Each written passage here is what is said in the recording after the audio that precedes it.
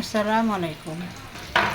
আজকে পটল ভাজা করতেছি আর রুই মাছ দিয়ে আলু দিয়ে শিম দিয়ে রান্না করব আর শাপলা দিয়ে ইলিশ মাছের মাথা রান্না করব।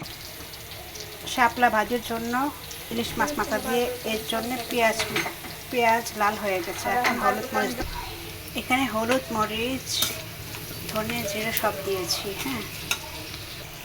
মশলা কষানো হয়ে গেছে। এখন মাছের মাথা ছেড়ে দিয়েছি।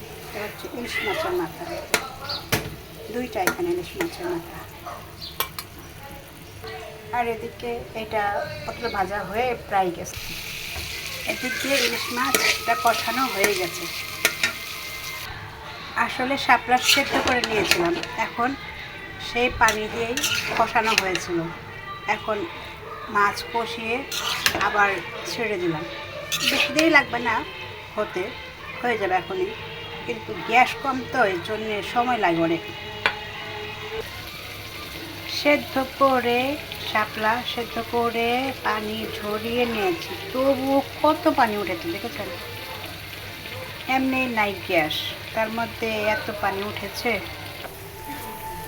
1 ঘন্টা ধরে রান্না করতেছি, তবুও পানি শুকায় না। শাপলা ভাজিতে অলরেডি তেল উঠে গেছে, আলহামদুলিল্লাহ হয়ে গেছে শাপলা ভাজি। রুই মাছ রান্না করার জন্য এখানে হলুদ মরিচ ধনিয়া জিরে সব দিয়েছি।